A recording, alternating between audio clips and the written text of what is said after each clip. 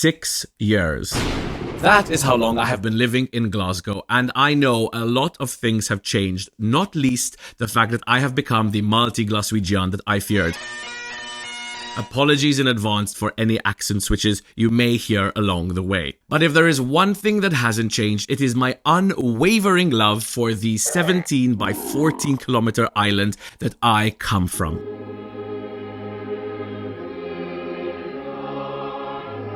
Yes, my love for Malta remains unchanged, which is why my microphone today is a bot conserva. Now, I know this one says made in Italy. Unfortunately, I do not have access to the good stuff, all right? If you happen to be from one of the 3 hills, feel free to send one over. Thank you so much. But yes, I am currently based in the UK, and my experience here has been that many people know and love Malta, and many people have no clue what that even is. They could not tell you where it is, they could not tell you who we are, let alone understand us, our humor, our confusion with some English words, and came here and make it. And most of all, our love of bread. There is so much that they are missing out on. So I set out to try and find out why that was. And of course, unfortunately, nowadays TV is a cornerstone of people's education. So I am on the hunt to find out what is going on there when it comes to Malta being represented. Firstly, to see what information there is. Secondly, to see why nobody is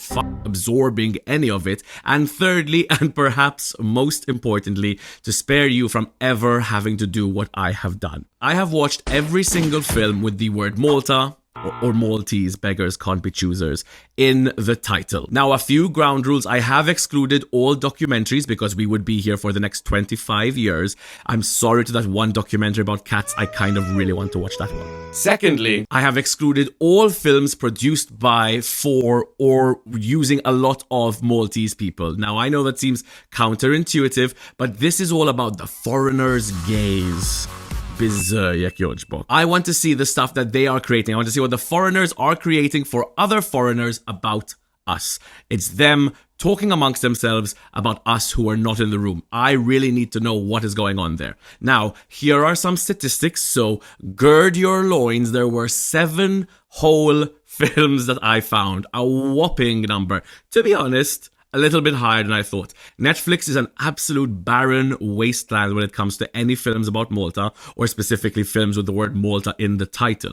However, Prime is a gold mine. It seems they can't get enough of us. Jeff Bezos, leave me alone. Secondly, an admission of personal weakness. I am not a huge fan of film as a medium for art. I'm sorry to have to say that, but I'm not. I have diagnosed leaky brain syndrome, so for me, a movie kind of loses my attention very, very quickly. So I just want you to know that when we are watching these, my brain is constantly picking it apart because it has to, otherwise I get bored. Which is why I have developed the following ranking system that is going to help us separate the from the chaff. I don't know what chaff is in Maltese, sorry. Our first score out of 5 is for story. Nice and easy. How interesting or compelling is the story? Obviously, including Malta will give you bonus points, but that's not really what we're looking for in this section. I just want to know if the film is a good story or not. Secondly, is the film score. You know, the aesthetic shots, the camera angles chosen, the quality of the actors involved. How good is the film as a product? Third, and finally, we have culture or cultural impact, or the many ways I will refer to this. This is the Malta score. Out of 5,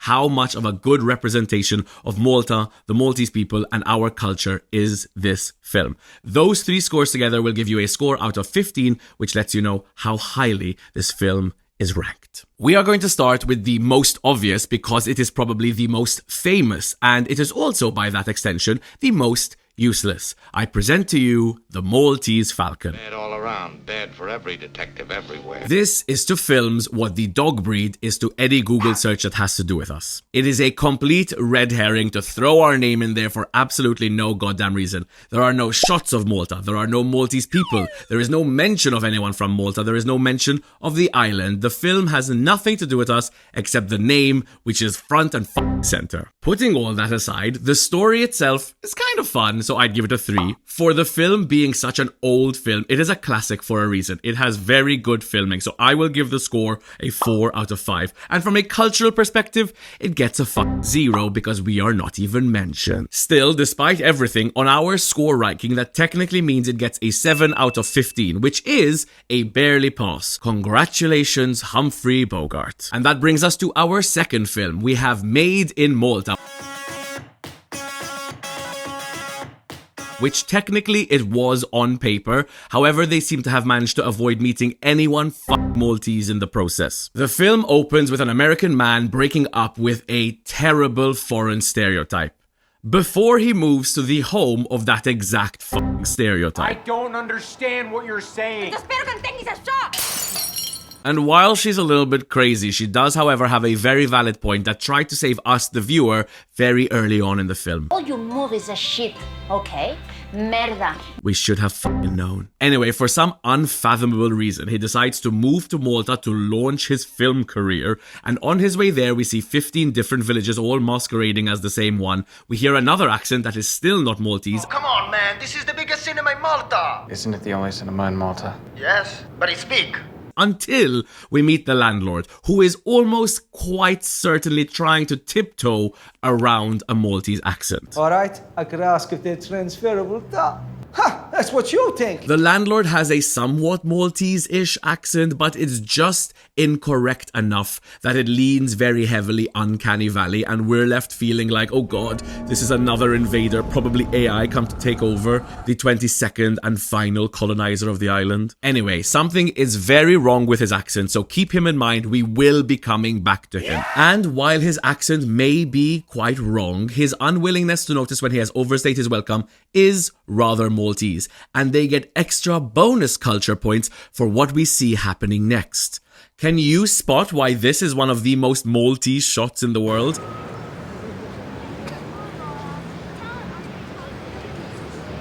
No, it has nothing to do with the cinema company. If you guessed it was this poster for Barbie Dolphin Magic, you are right. But why is this poster so Maltese? Well, that film came out in 2017, and the one we are currently watching was filmed in 2019. That means it took a whole 2 years for this cultural phenomenon to reach the Maltese Islands, and that is what isolated island life is all about. Now, this is usually the point when I would say we need to get back on track to the story. However, it is held together loosely at best. You know what's not loose, however? The laces on our protagonist's trainer, because when he steps outside of Eden for a 2-minute break just to clear his head, he goes for a walk and somehow ends up at the point in 2 minutes and then makes his way back to the love sign another 2 minutes later. This man is breaking records across the board. I have to go. Can we grab a coffee or something after? It's gonna be a Q&A. I don't really think I'm gonna have to see what the audience has to say after the Q&A. Right? This is, Crazy, I know. now you want to talk. But geographical inconsistencies aside, the basic summary is he is here to launch his first ever film when he bumps into his ex-girlfriend, who is apparently now a shoe designer, despite wearing those. I guess it's easy to forgive the fact that she literally threw cookware at you when you consider that she's so European. Oh. Anyone working here today or what? You're in Europe. It's true, this would not happen in the States. Relax. It's not such a bad thing. Why they didn't just cast somebody actually Maltese to play her part, giving him a reason to come there and her a reason to be there? I know. What does not need an excuse to be there, though, is another cornerstone of Maltese culture with a capital K. And that is the crystal bottle of water he drinks from. Listen, after all this, imagine he drank Evian. No, props to Crystal. Shine a light on a brighter day now. Sail away, oh, sail away. We also see another iconic Maltese fixture, which is the cigarette vending machine outside and unsupervised. That still exists. That is wild that it still exists. And I feel very nostalgic seeing it. Anyway, some more useless plot continues. It really is not good as a story, I'm sorry. And the couple has a couple of hours to kill. And so the best way to spend time when you have, 1 or 2 hours is to go on a fucking trip to Gozo, apparently. A trip that in our current plane of existence would take at least an hour and a half to even fucking get there. But after all that, we get some major exposition. The first thing to get exposed is tits. Listen, it was kind of hot. The sex scene was hot. There's no denying that. The second bit of exposition, hold on to your girded loins, is that she has secretly been harboring his child for 5 years. Yes, when they broke up, she was pregnant, she had a baby, she knows it's his, and at no point in this story did she think to tell him, did she think to write to him before all this happened, and now she's bringing it out being like, yeah, he's funny, he's actually a nice guy. Listen, I know I've been saying that the story is bad, but come on, are we supposed to be rooting for her? Are we supposed to feel, oh, boo-hoo, sad for her and happy that they've reunited just because it's happening at Upper Baraka Gardens? I'm a dad. How could you keep this from me? It's hard for me to... No! Illegal. As you can imagine, my rankings for this film have not been great. It gets a 2 for story, there were a couple of twists, there was something written on a paper, fine. You can get a 2. It does, however, get 1 for filmography. I'm sorry to say, a film about filmmakers should have been shot better. There was so much shaking going on, I thought I was just excited to see the crystal bottle, but that's literally how it was filmed. There's weird acting the whole way through. No one really looks like they want to be there. It's not believable. I'm sorry. It's getting a 1. And finally, from a cultural perspective, it's getting a 2. I'm sorry. There were so many Maltese people around you because you were in Malta, and yet somehow nobody sounded correct. There were a few things. The crystal bottle, the Eden cinemas, some shots of Malta were nice, but it didn't teach people anything about our island. It actually taught them many wrong things, especially geographically. So I'm sorry. It is going to have to get a 2. Which means our first film to actually feature the island of Malta when it included Malta in the title gets a whopping 5 out of 15. Sorry to the first of the Julian Gallia productions we will be watching today. Although if my sneaking suspicion is correct, I have a feeling he probably pronounces his surname Galea. Just saying. So we're moving on from what I suspect was a rom-com onto what I would call a non-com as we enter Brothers from Malta. It has a very strong start with a Maltese standard that is pavement sweeping. However, I hate to take away from this Mufasa moment that is a very powerful and brave opener for a movie.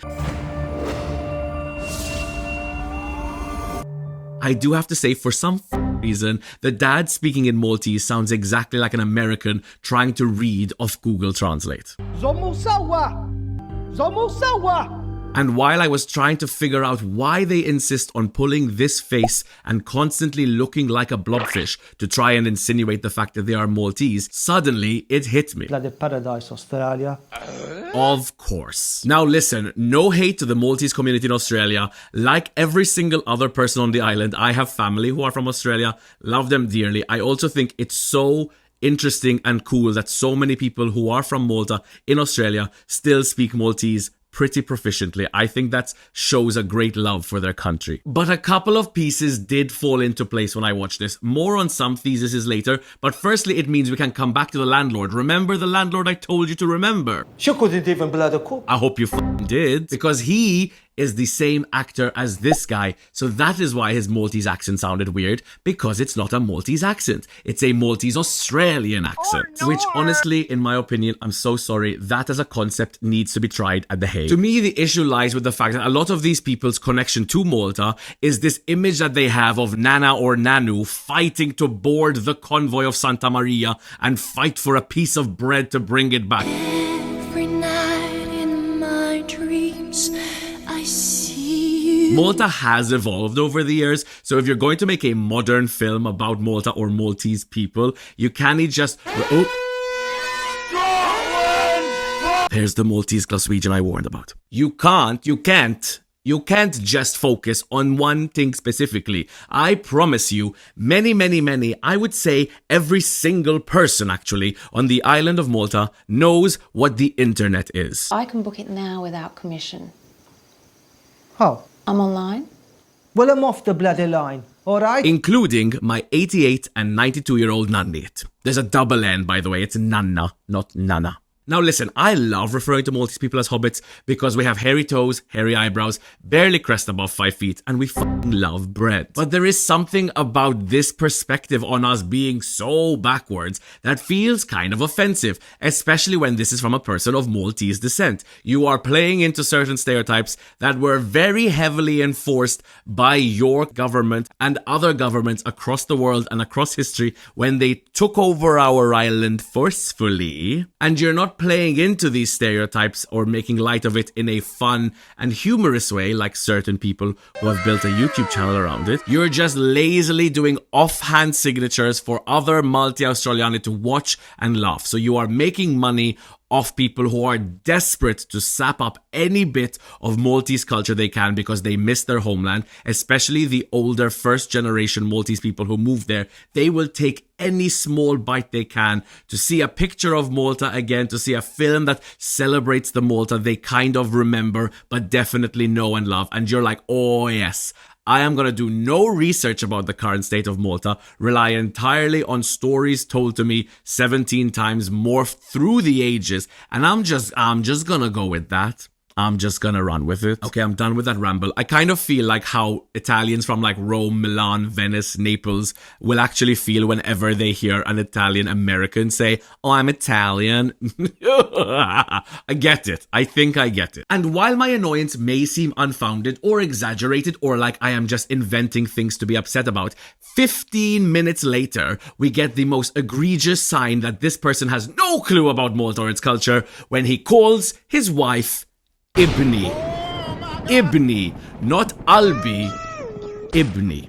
Now, for those of you who don't speak Maltese, and I know that statistically that is 7,999,500,000 of you who don't speak the language, Ibni means my son, which is clearly a term of endearment that he has heard said to him because he has a Maltese or Maltese generational parent, and that is being said to him with love or with anger, whatever it may be, and it's being called Ibni. Oh, my son. He's talking to his son. You can't just take that and repeat it to anyone. He does this multiple times throughout the film, by the way. Don't bloody push it, Ibni. He calls his brother Ibni, his sister Ibni, and his wife Ibni, all of which are not his son. Anyway, the story of this one kind of holds a bit more water. They are two brothers of Maltese descent who live in Australia and fly together despite not speaking to each other for years because of a previous incident in their life, fly together to Los Angeles to visit their sister who is dying. And just like the Elvis reference he makes halfway through the intro scene, Cash is king.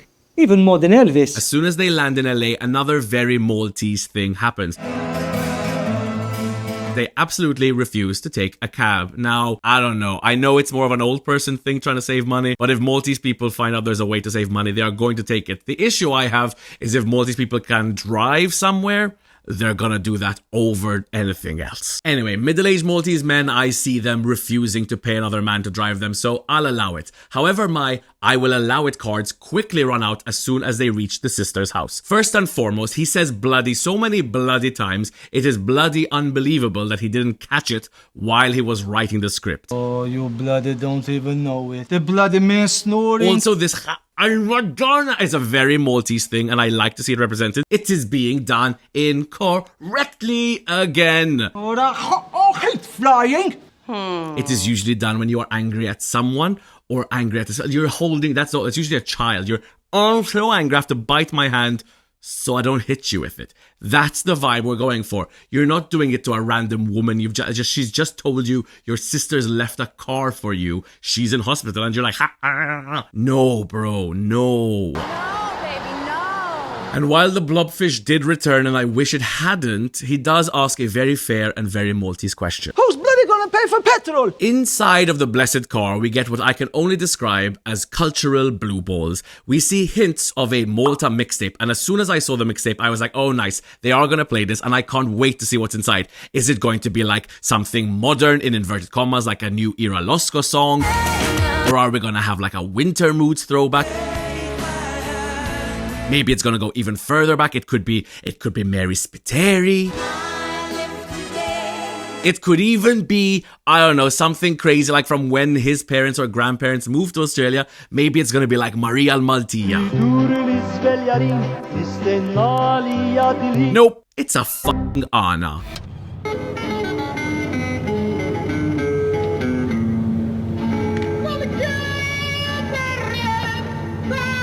Again, a tradition I love and respect and I think is so cool. But I promise you, there isn't a single Maltese person alive who has ever seen a radio or a cassette player or a rediffusion and gone, oh, you know what I wish they'd play? A little bit of Anna. It's not going to happen. And if you're listening to it, you're not like, oh, relaxing. You're kind of going along with the story. You're interested in what's going on. You're not like, yeah, let me put this on and just jam out to it. This is only the third film. Anyway, like I said, 40 minutes in, Ibni returns. He calls Pudinat al-Hops Pudine. I got all the bread. I showed them how to make pudding. And he refuses to leave a tip, all while his brother tries desperately to pronounce the word Allerwich. Alleluia. It's Allerwich. Try again. It's Allerwich. But no amount of Erwich can save the brother when the unlikable protagonist's score becomes a 2 for 2 on Julian Gallia films, when he decides to blame his younger brother for their father's accidental death. Just a very normal thing to do to someone. Anyway, long story long, it's actually not that long. It's only an hour long as a film, but sometimes it feels like it drags. Spoiler alert for the ending. The whole point of this story is, in the end, the sister is actually totally fine. She lied about being sick just as a way to get the brothers to kind of bond again after years of not speaking. It's quite a cute story all in all, and I think all is well once it ends well. Except no, it's fucking not. And I know you're thinking I'm exaggerating, but at this point, I think it's important for me to whip out the biggest piece of evidence we have that my rage is fucking justified, and I call it #GouchyGate. He calls his sister on the phone and he asks for Josie Gouchy. Hello, Riverview. Josephine Gouchy, please. But the woman on the phone doesn't hear him, so he decides to be nice and spell it out for her. Surname again? Gouchy. C for Charlie, A for Alfie, U for Umbrella, C for Charlie. That is fucking Kauki. That is not Gouchy, that is Kauki. Both Maltese surnames, both perhaps sounding somewhat similar, both very distinct. This isn't a little case of thinking Ibni is just a nice word that you heard, so you're gonna repeat it. This is a lot of people's very common surname. Google. So we'll start with my culture score for this film, because I think we're in the right headspace for that, and I am gonna go ahead and give this a 1 out of 5, because I physically cannot give it a 0, because those are the rules I decided to set for myself. The story, as I said, is fine enough. It's kind of boring, honestly, but it's like a cute concept that kind of went on for too long. I will give it a 2 out of 5, just because I don't feel like being harsh, but I can't really say this was like a life-changing moment for me. And the filming is a tough one, because I really wanted to give it a high score in terms of filming. Everyone except the main two people can kind of act, and they were quite fun. Some of the shots were a lot more beautiful than the other one about the American in Malta. But the editing is shocking shite, as they say in this country. And to prove I'm not just being a hater, here is the last 5 seconds of the closing sequence right before the credits roll.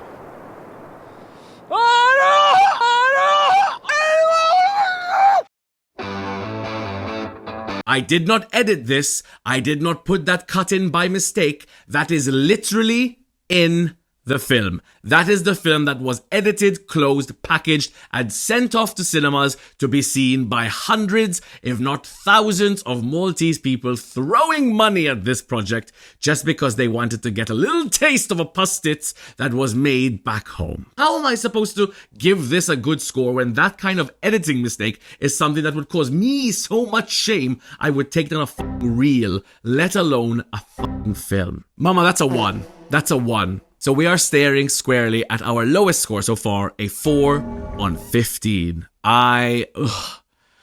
It's not looking good. And if you remember the stories I was posting from when I was actually watching these films, I was struggling.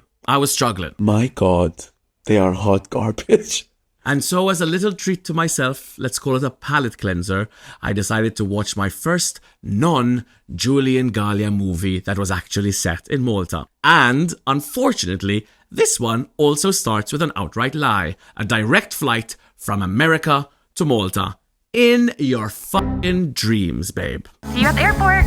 Yay, Malta! This is the Maltese Holiday. Another rom-com that actually kind of focuses a bit on the com section of the rom-com. It's literally building on The Holiday, the famous film, and kind of giving it a slightly Maltese twist, I guess, is what they were trying to go for. But firstly, it seems like literally no protagonist in this entire video I'm making can be likable, because this bitch starts and she's already on my fucking nerves. She is so late for her plane that she held up everyone. They literally say that they had to give her seat away because she was so late, so they just gave it to someone else, which is apparently a very American thing, whatever. But she is, like, the gate is fucking closing, and she somehow has time to vlog. I'm the last person to board the plane, and I'm using someone else's ticket. If I saw a woman vlogging after she's held up the plane for at least 45 minutes when we're about to go on a 13-hour direct flight to Malta, I would throw my fucking carcour at her. So the plotline, while a little bit eye-rolly at times, is kind of cute, you know? And I think the idea of it's like, oh, two single people who should be with others are going to Malta on holiday. Maybe they'll kiss.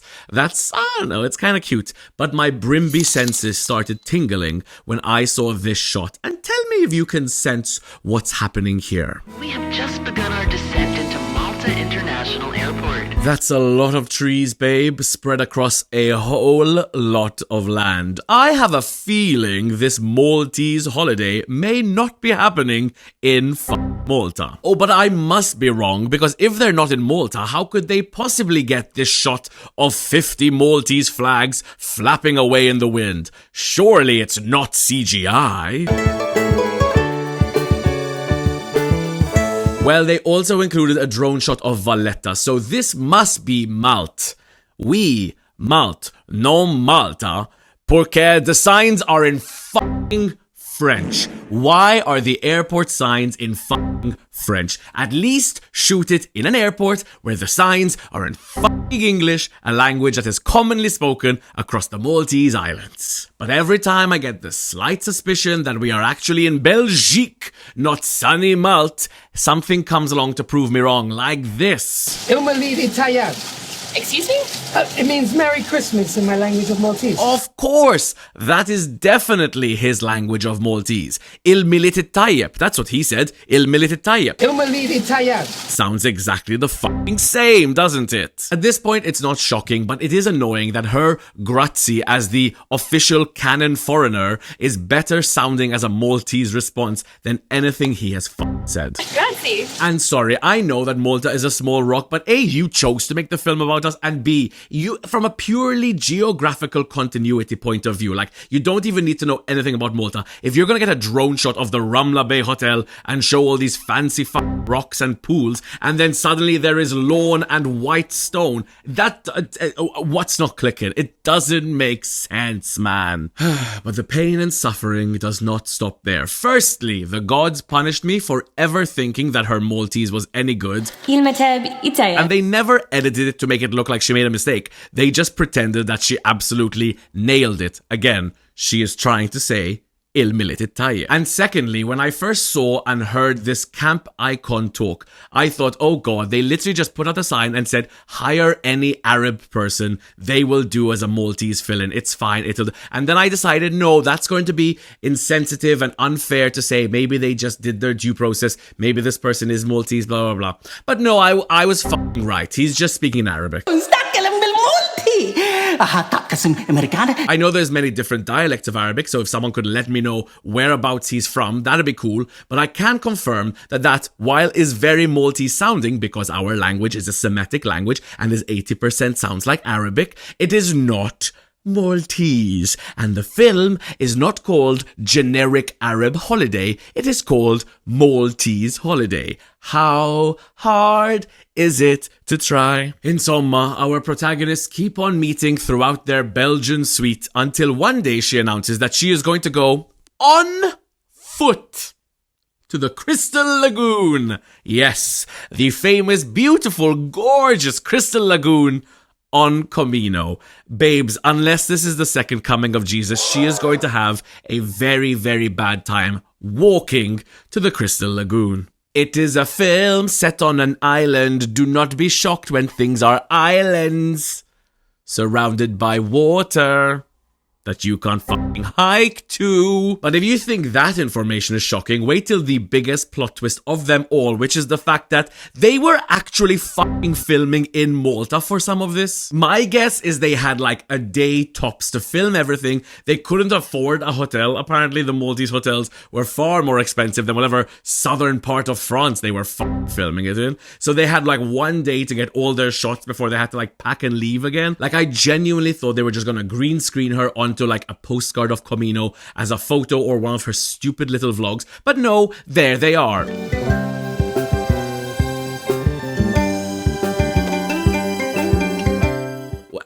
Close enough. They're in Chircoa, and then she does somehow magically hike to Comino. But they are actually on the islands. Here they are in Comino. She falls off the cliff. He dives after her so their romance can blossom and bloom. It's kind of cute when you think about it. Except none of it makes sense. But otherwise, kind of cute. But I think what we need to keep in mind is that this is a Christmas movie, of course. So, you know, very natural to have a desire to go swimming at Christmas in Malta. Even Malta gets cold, despite the fact that they don't seem to think so, because then they have this discussion. The people here have been celebrating Christmas forever without any snow. I know. It's just not. Oh, can you imagine how sad it is for these little hobbit people in their little caves? They don't get snow.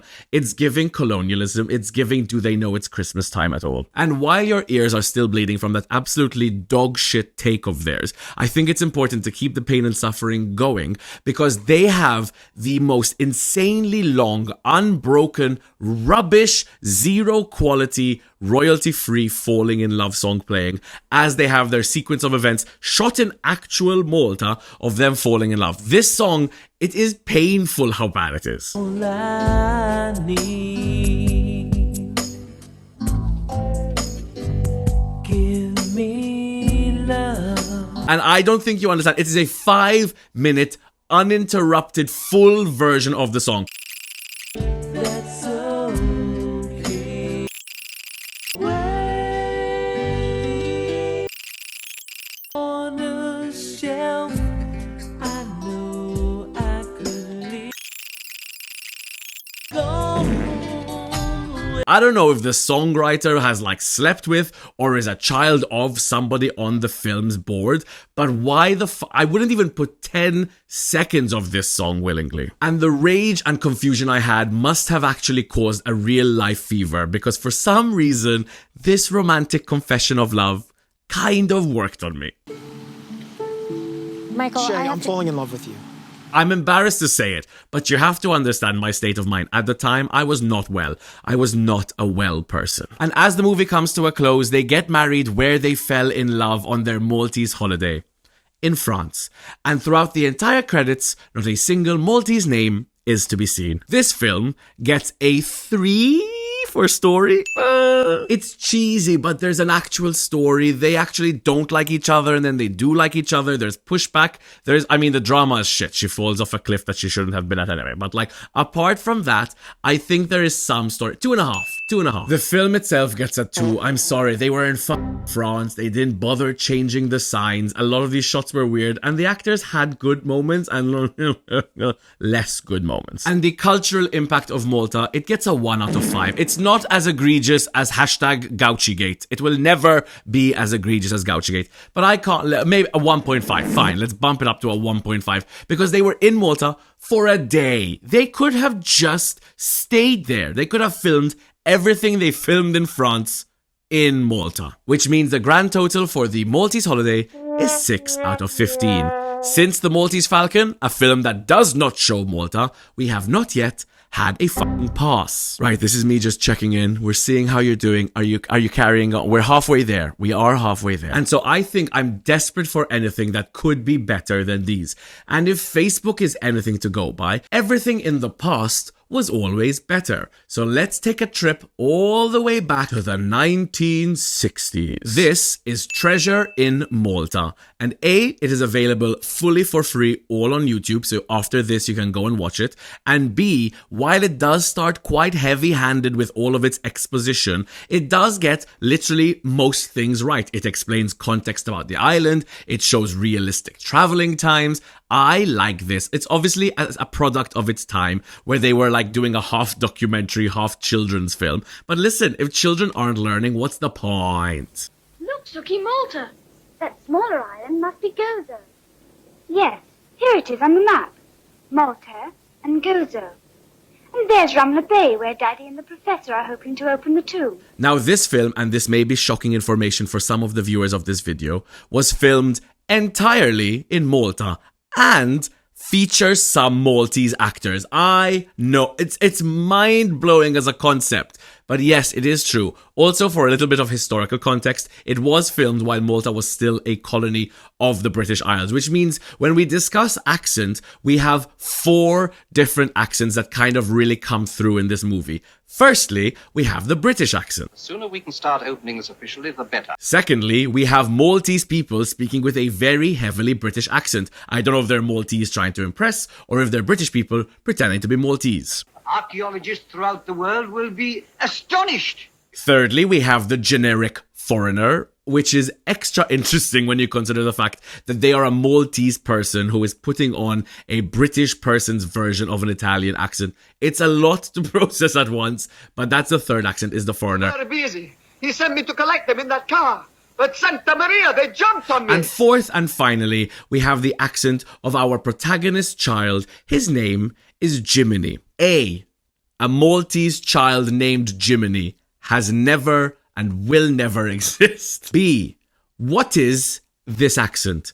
It is not a British person sounding Maltese. It is not a Maltese person sounding Maltese. That child is a Maltese actor, which I love. He does a really good job throughout the film. I really do enjoy him. And his carawet basket is an iconic fashion statement. However, what on earth is this accent? Just outside the old walls of Valletta.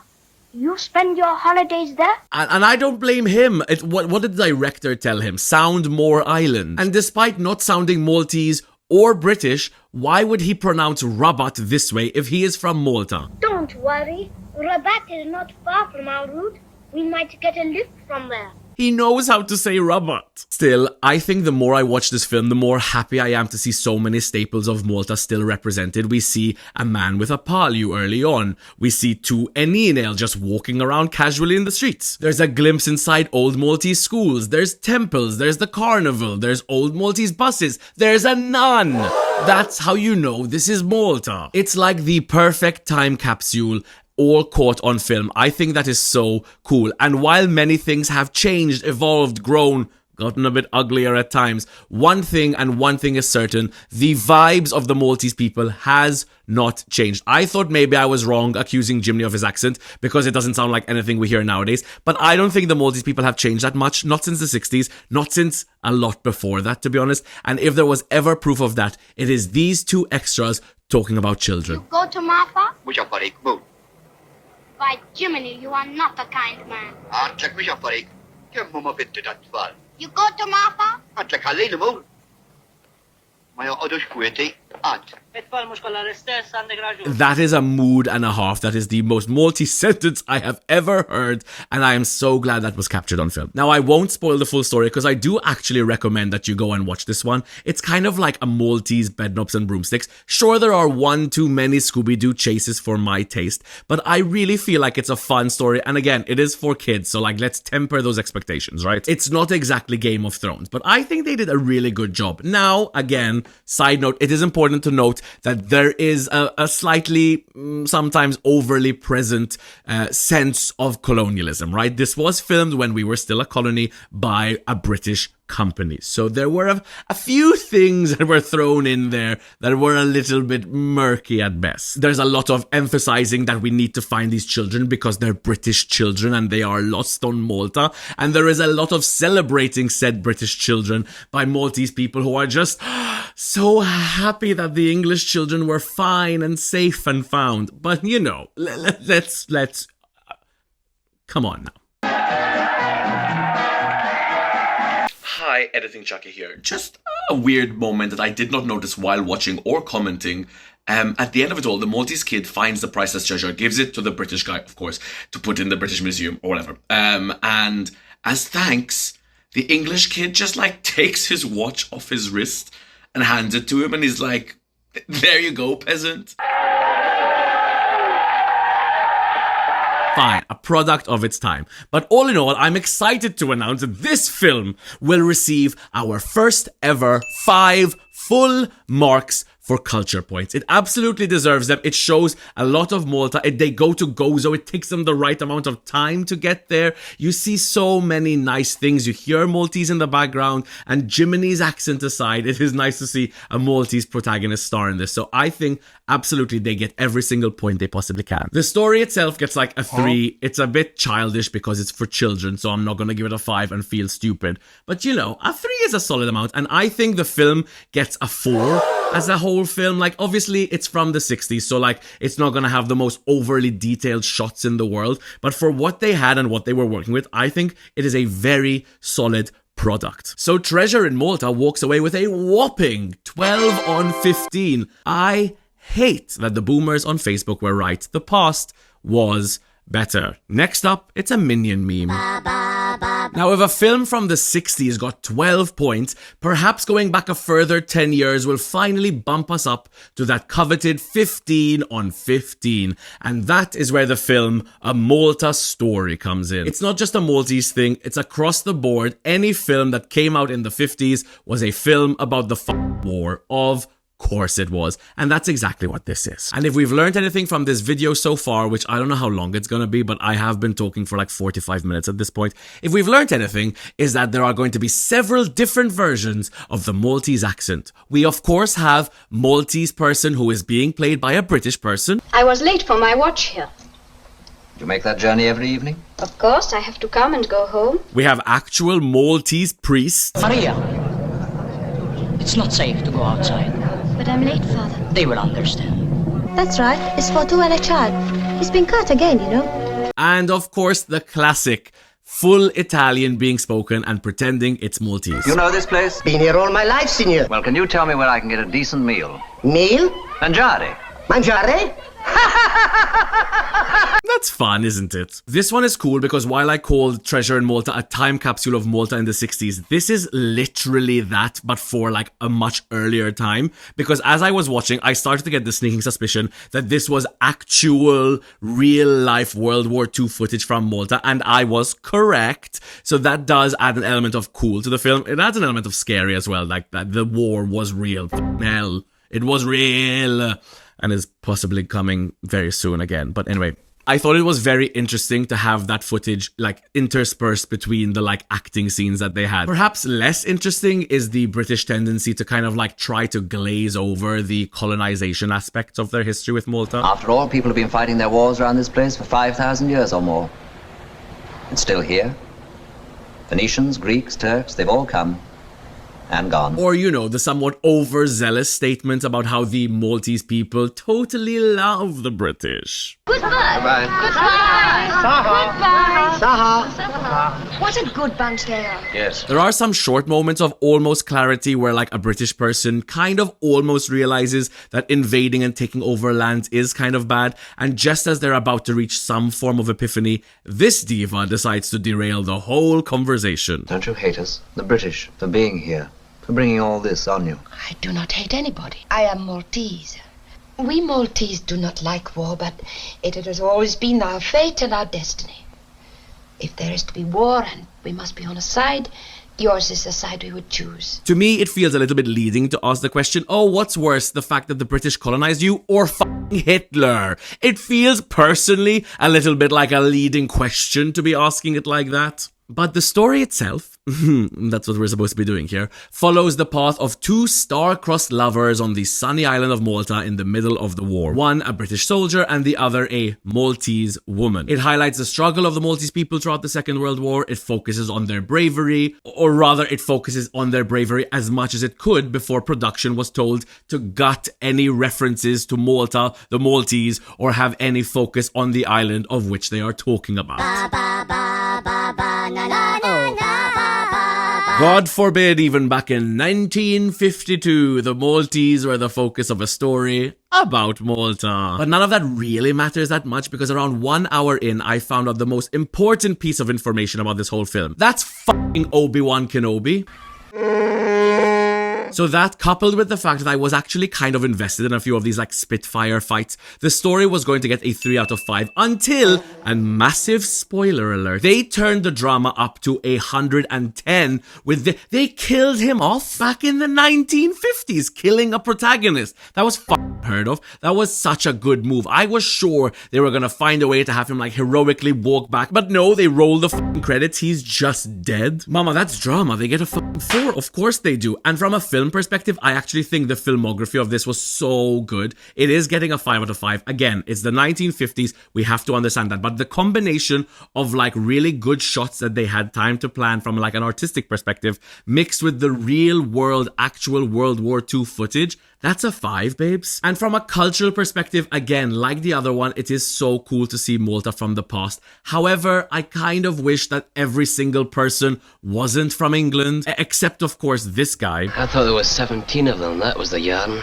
What's happened to the rest of them, eh? Who was from Scotland. So from a cultural perspective, it's getting a 2.5. I think that's a fair score, which means the whole film gets an 11.5 out of 15. Just 0.5 behind Treasure in Malta, which I think is fair. I love Treasure in Malta. Now, this is the point where I was originally going to call the video because I thought there were no more films with the word Malta or Maltese in the title. However, I was proven wrong when I found 2023's A Summer in Malta. Or should I say, Ein Sommer auf Malta, because the film is in fucking German. Surprising no one, a short indie film about Germans in Malta did not have English dubbings. It didn't even have fucking English captions. But I was determined to make this video as scientifically accurate as possible, so I had to watch every single film that had Malta or Maltese in the title. So what I ended up doing was having the captions show up in German and then having them live translated via Google Translate into English so I could read the caption and figure out what was going on. Piecing together the clip I had seen 10 seconds before and overlaying the caption I had just read while still paying attention to what was going on. So of course, it was a struggle. But despite all of this, and despite the fact that this is the 50 millionth rom-com set in Malta without a single Maltese person in it, I kind of like this one. Ein Sommer auf Malta starts with a very classic rom-com trope, which is not a bad thing. They are two people, both from Germany, who meet in an unlikely place, sunny Malta. He's handsome, sexy, fit and flirty. She's plain but pretty, so everyone can imagine themselves being her. Zweimal mit Seife. Till. This film does a really good job of showing how Malta is the perfect idyllic background for like a scene or a couple of scenes of people, you know, slowly falling in love. And it does so all while showing off a lot of the cultural impact of being in Malta, namely hearing fireworks at the most inappropriate of times.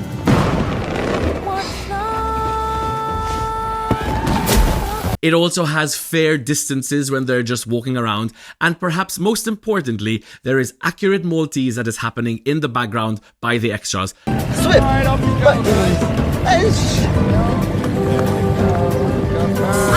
Turn around!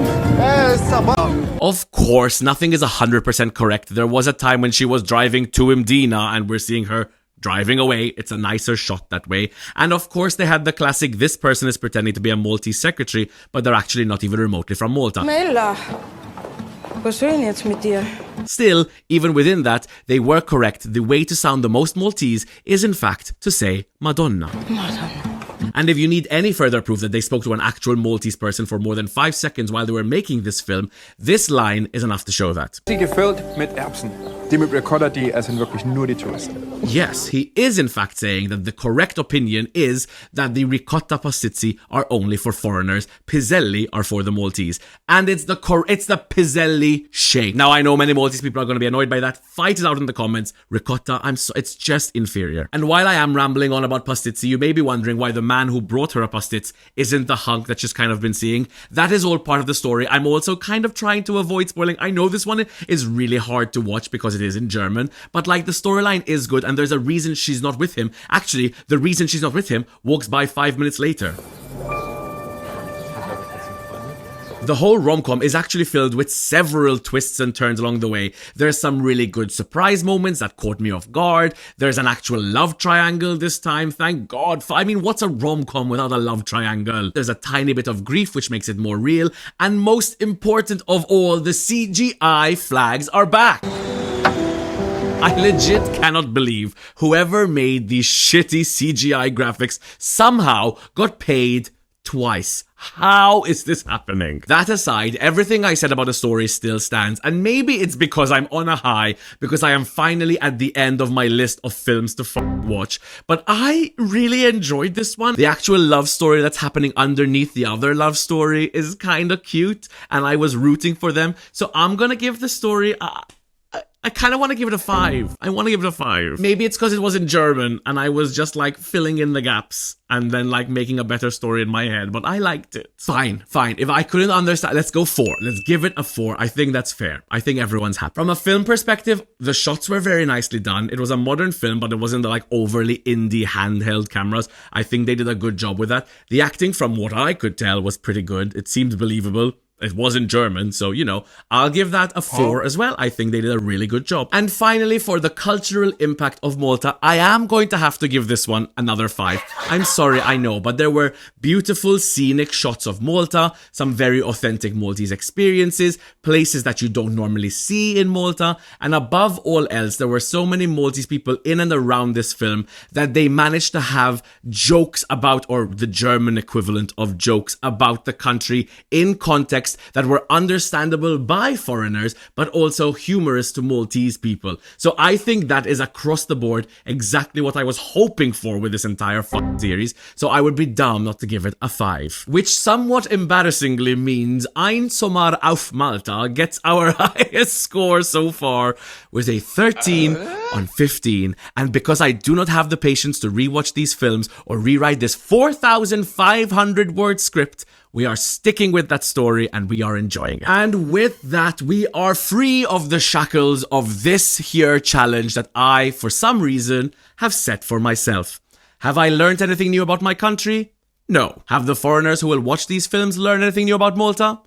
Also no. But will people be thinking about Malta more often after these films?